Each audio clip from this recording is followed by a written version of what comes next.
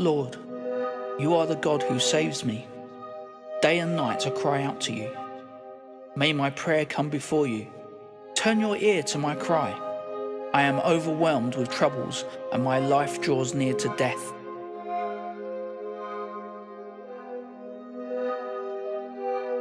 I am counted among those who go down to the pit. I am like one without strength. I am set apart with the dead, like the slain who lie in the grave, whom you remember no more, who are cut off from your care.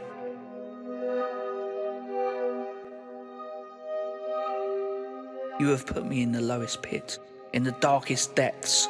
Your wrath lies heavily on me. You have overwhelmed me with all your waves.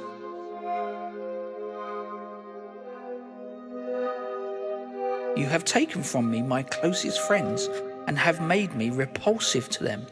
I am confined and cannot escape. My eyes are dim with grief. I call to you, Lord, every day. I spread out my hands to you. Do you show your wonders to the dead? Do their spirits rise up and praise you? Is your love declared in the grave, your faithfulness in destruction?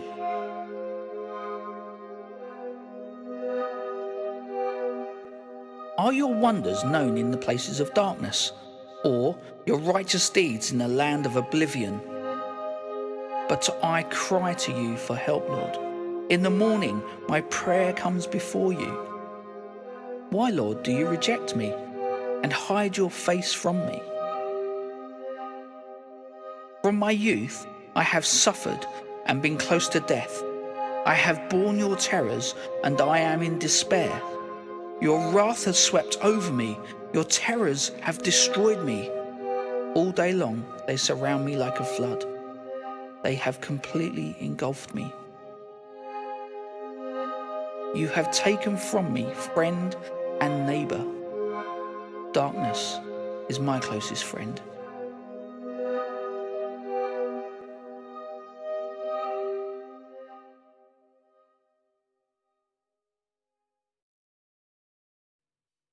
Darkness is my closest friend.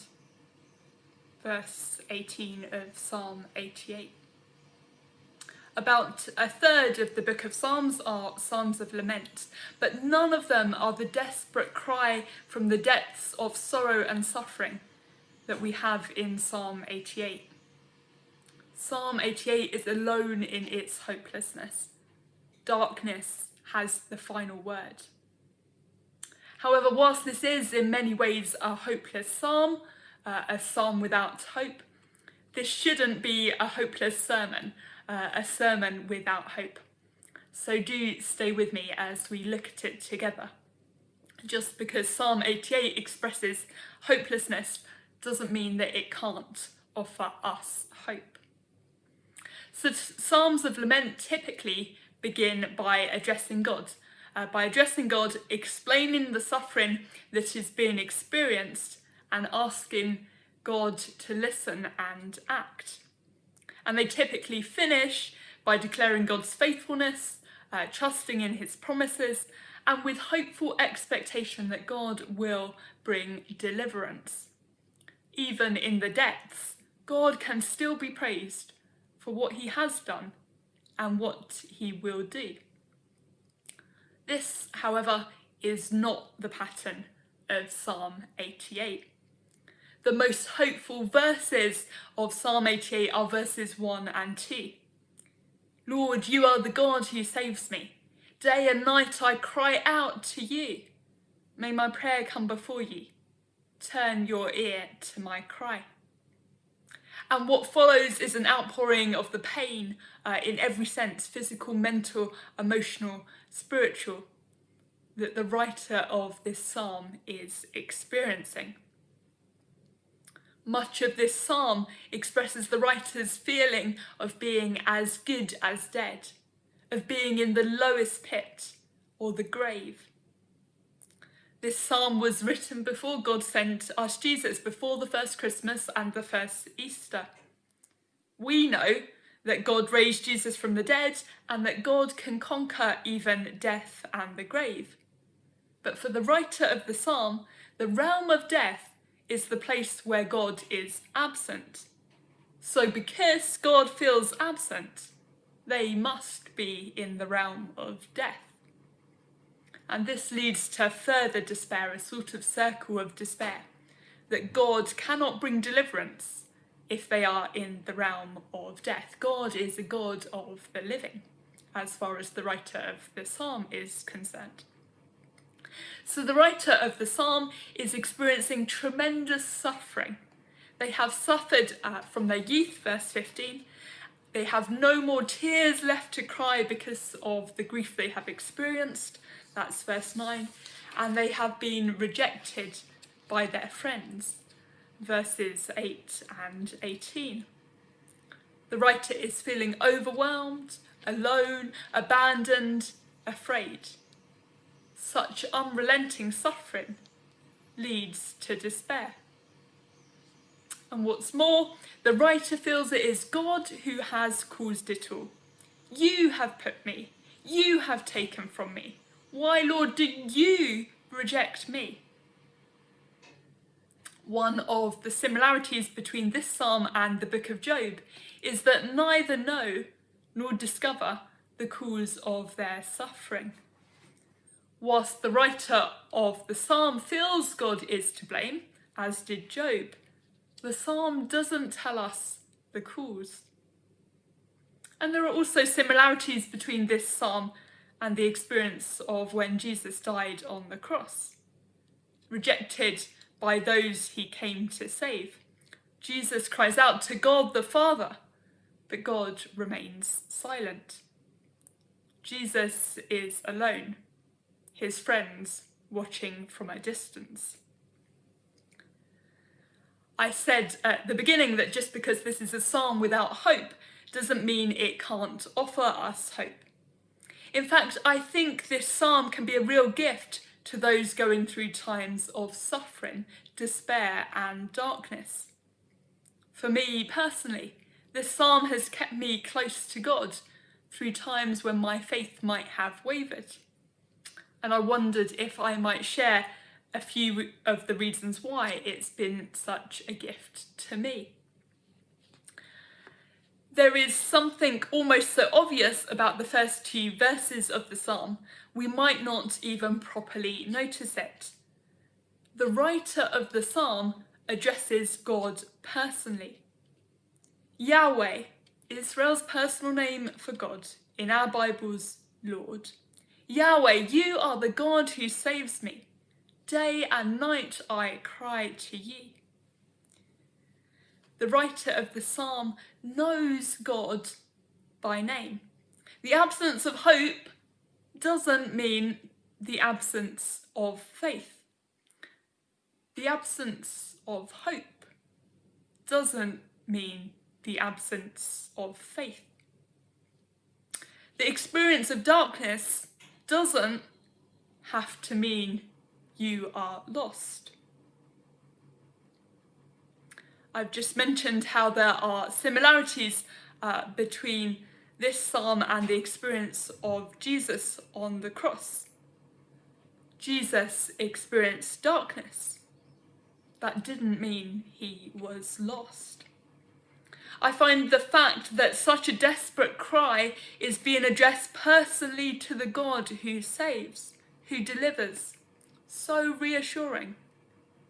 Hope may be absent and darkness present, but that doesn't mean faith is lost. This psalm is a cry from the heart, a desperate attempt to put into words an experience and feelings that are almost indescribable. Sometimes there are times in life when we just can't find the words or language, or when we need permission to be completely honest with God. The fact this psalm is in the Bible is a reminder that we are not alone if we find ourselves in a hopeless and dark place. The psalm offers the company of someone who has also cried to God from the depths. We might find ourselves in such a place for the first time, but it is not an unknown place. And to cry to God from such a place is not an unheard of cry. I find that so comforting and reassuring, even if it's our first time feeling like that. It's not an unknown place, and a cry from the depths is not an unheard of cry. And what's more, the cry is not just a single cry.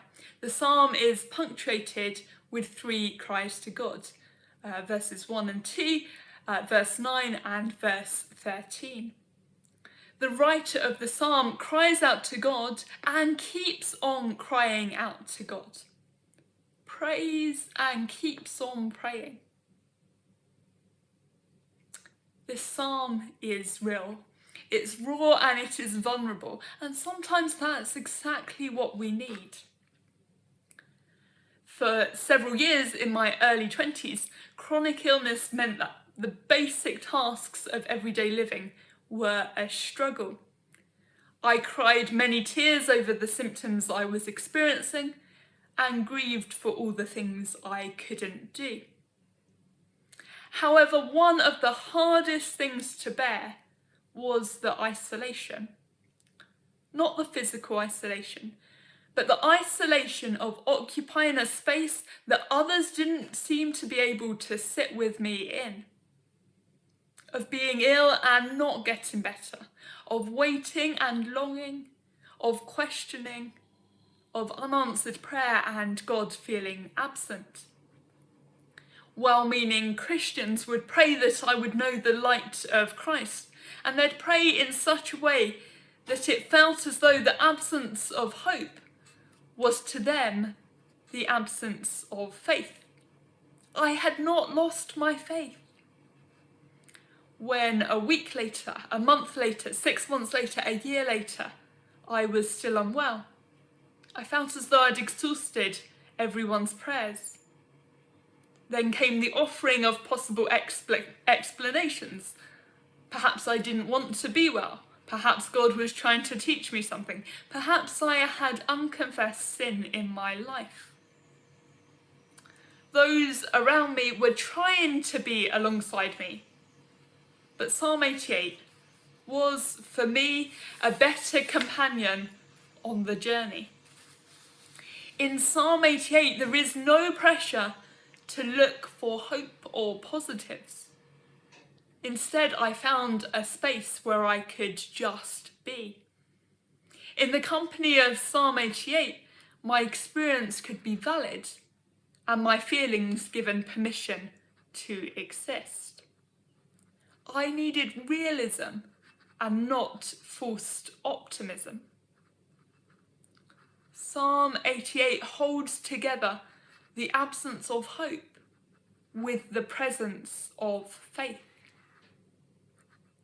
Being in the dark did not have to mean that I was lost. And this for me was so helpful. When it felt like I'd used up everyone's prayers, Psalm 88 was a reminder that I could cry out to God and keep crying out. There wasn't a limit on desperate prayers to God. So this morning, it might be that you need to hear some of these things for yourself. Perhaps you need to know it's okay to be a Christian and feel overwhelmed, forgotten, alone, sad, angry, afraid, despairing. Perhaps you need the comfort and reassurance that the words of Psalm 88 can give, just knowing that someone else has cried to God from the depths. Perhaps you need to know that it's okay to cry out to God and to keep on crying out to God. And if Psalm 88 isn't your experience this morning, and perhaps it never has been, it will be the experience of someone you know. It can be easy, if we are not currently experiencing such a dark time, to rush to bring hope into the conversation, to try to look for any glimmers of something positive, small encouragements. I think this is especially true for all of us at the moment. And of course, it's good to have hope and to celebrate tiny joys. That's the hashtag I saw on social media this week, looking for tiny joys. Of course, those are good things to do. But we would also do well to be able to be alongside one another in dark places. We have a God who can reach into the darkest night, and we can offer that gift to others. The gift of a faith which can cope with darkness, sometimes prolonged darkness, where we can cry out to God and keep crying out to God. Doing this might just mean that for someone, darkness is no longer their closest friend, because they have a friend and a God who is in the darkness with them. We don't always have to speak words of hope to bring God's hope in the midst of hopelessness. Amen.